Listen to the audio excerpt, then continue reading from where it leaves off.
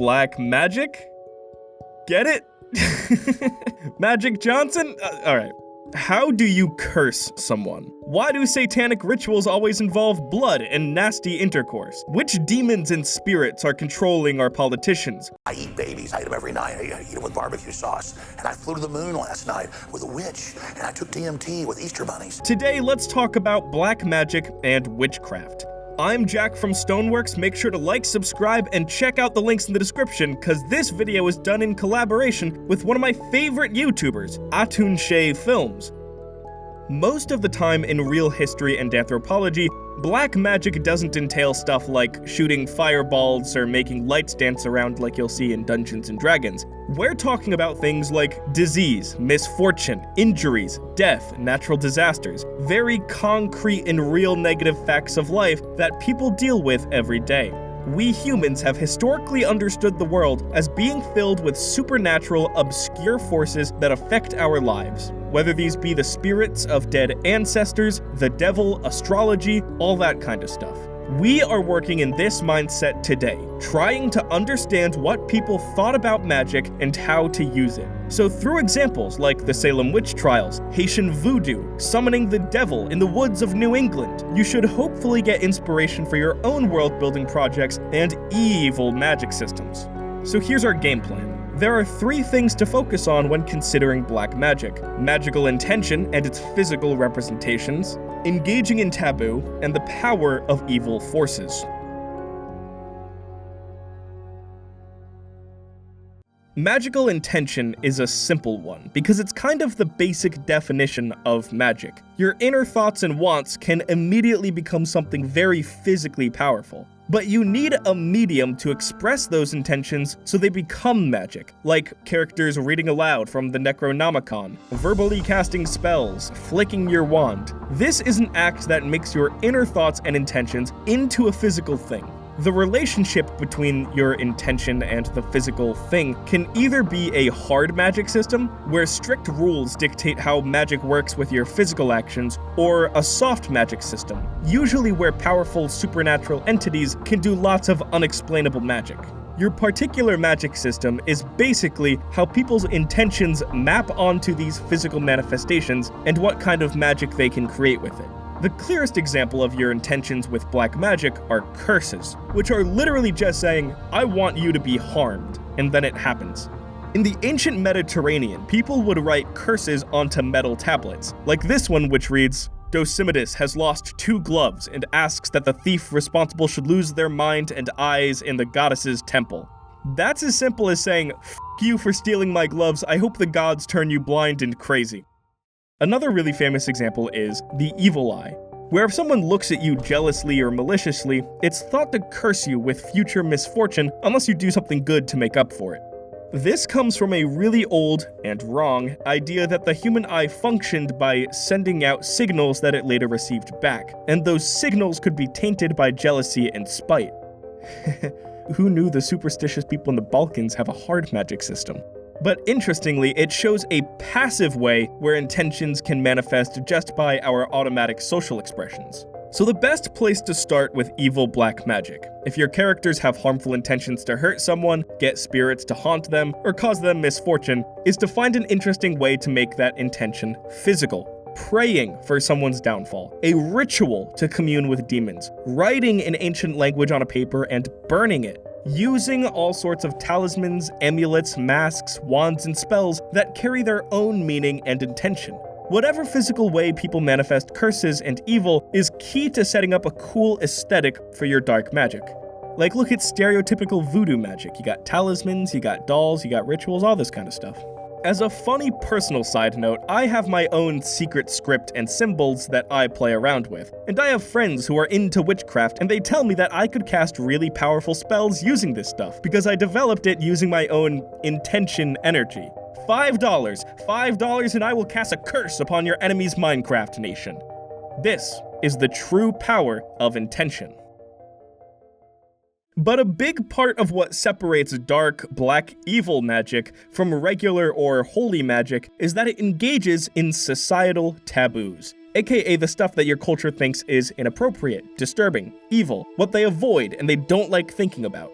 In lots of fantasy worlds, you see this play out with necromancy, where screwing around with death, souls, and corpses is reasonably seen as socially disturbing and evil. That's all a necromancer is. It's not a bad thing. It just means you're a healer that was a little late, right? Think about your stereotypical satanic ritual that you might see on TV. People are bloodletting onto an altar, sacrificing babies, doing drugs, and having sex. All taboo in our society. Usually the show writers are using these taboos to drive home the fact that this ritual and its magic are evil. So while creating evil magic, consider two things. What is taboo in your in-world society, and what is taboo to your real-life audience that's reading this? There might be a disconnect between the two, which could make for some interesting commentary. The satanic blood and sex cult stuff is definitely still taboo to Western audiences, but I think a lot of society has shifted into being more disturbed by bigotry and stuff that causes trauma.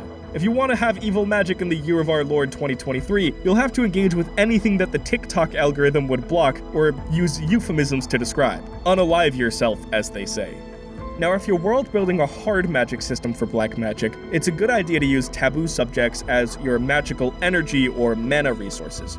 A common version of this is harvesting innocent souls that will give you more power. The more innocent the soul and the more suffering endured, the more powerful and screwed up the results.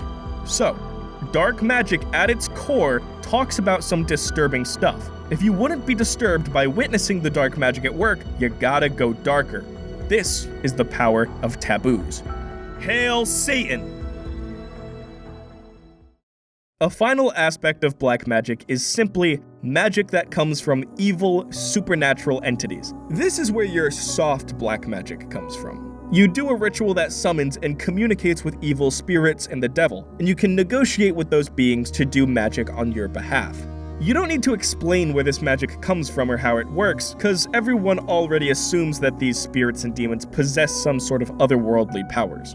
In non-canonical Jewish and Christian lore, there are mystical stories of the biblical king Solomon being able to command and control demons for his own purposes. There's a Renaissance textbook on sorcery called The Lesser Keys of Solomon that basically teaches you the ins and outs of who these demons are and what they do. It records and lists these really complex sigils for 72 demons that you may have seen before. It teaches you various rituals, symbols, and curses used to basically enslave these demons into doing your bidding, which is framed as a good thing because you're subjugating evil forces, but it's still very dangerous and dark. Like, I'm sure some of the more devout people in history and the comment section won't appreciate associating with demons at all.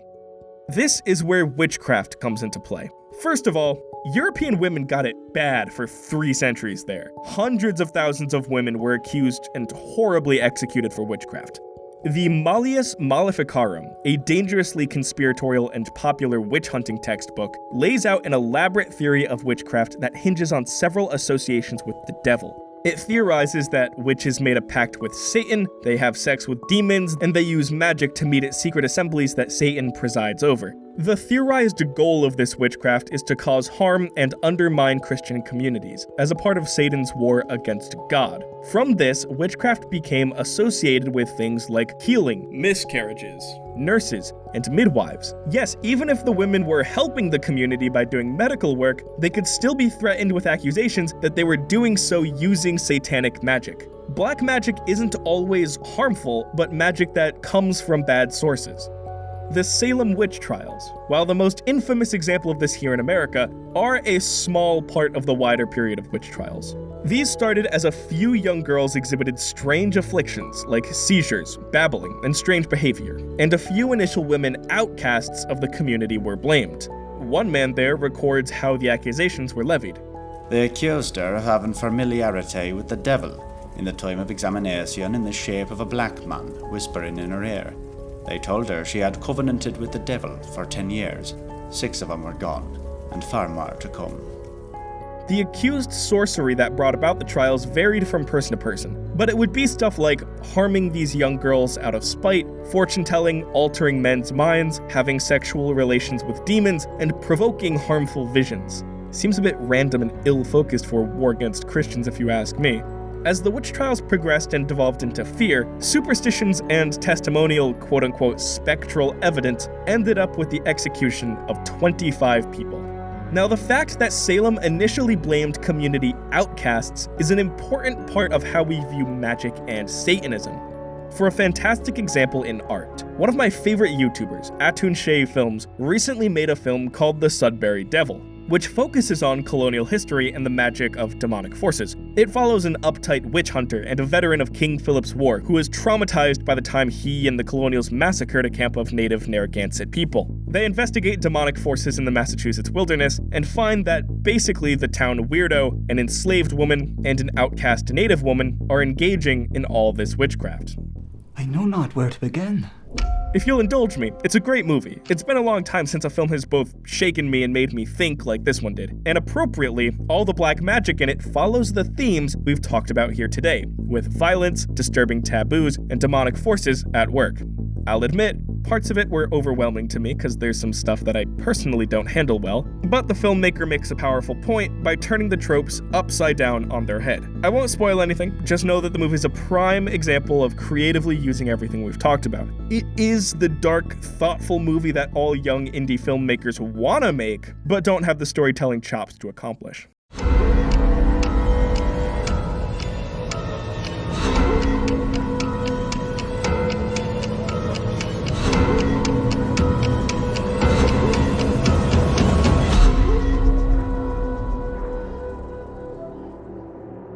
Full disclosure, Mr. Films did ask me to talk about it, so I recommend gather your intelligent friends around a big screen and click the link in the comments and description to rent and stream it now. Not paid promotion, it's just a great movie, and he's a nice guy. Now, it's significant here that the Sudbury Devil paints the town weirdo, an enslaved black woman, and a dispossessed native woman as witches. There is a widespread phenomenon where we attribute oppressed people and people on the fringes of society with malicious magic powers. It's a way of viewing different people's exotic customs, justifying suspicion and subjugation, and removing their autonomy.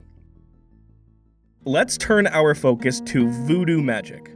Voodoo magic is probably the key example of black magic, because it has an extremely strong aesthetic. Dolls, talismans, the bayou, rituals communing with the dead. It's a fun vibe, but honestly, it's an unfair and exoticized image that tells us a lot about what we deem to be black magic.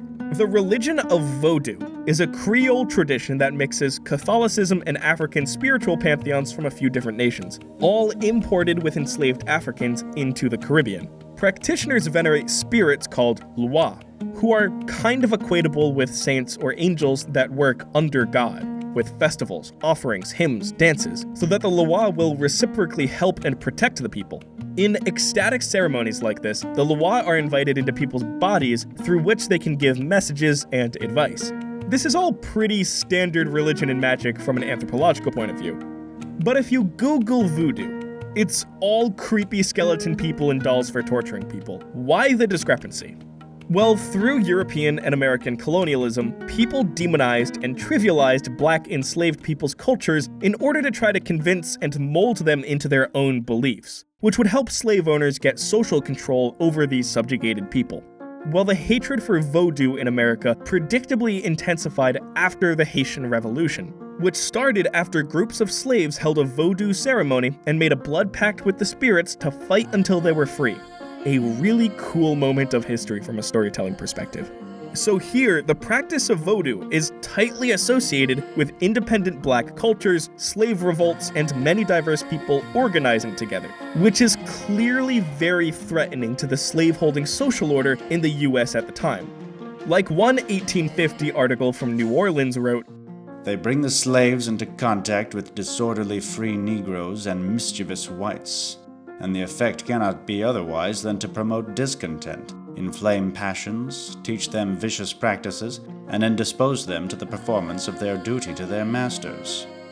You see this kind of demonizing representation everywhere. From old grandpa racist H.P. Lovecraft, who describes Vodou as a horrific satanic ritual of savage black, native, and mixed-race people, to Disney princess movies, which sanitizes this idea, but still turns it into an evil magic system of the antagonist. Although, the song Friends on the Other Side is fucking fantastic. So black magic isn't only curses that harm people or blood and sex rituals, it's also demonizing the normal, different practices of your enemies and people that you may find threatening. This is the power of attributing evil devilry onto your enemies. So, you want to world build black magic? Take people's magic as intentionally harmful. Be creative about how they express and make physical their intentions. Emphasize taboos they're working with. Tie it to demonic and evil figures. Throw in conspiracies and tribalistic demonization. And boom. Take these things into account, and you will have one of the most filled out ideas of black magic in any world building setting ever written. Thanks so much for watching. Please like and subscribe, and check out Atun-Shei's awesome film, The Sudbury Devil, and I'll talk to you later.